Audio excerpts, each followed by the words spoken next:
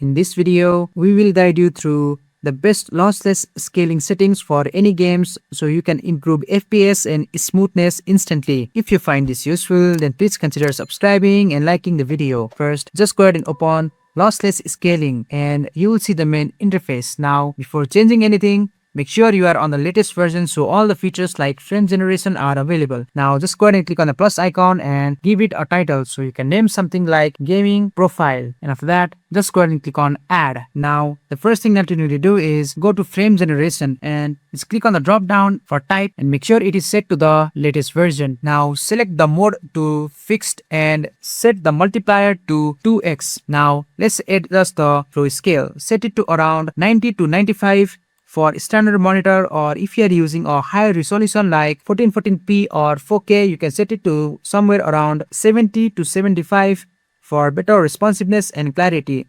Now let's move to the capture section. Just click on the drop down and make sure capture API is selected to WGC.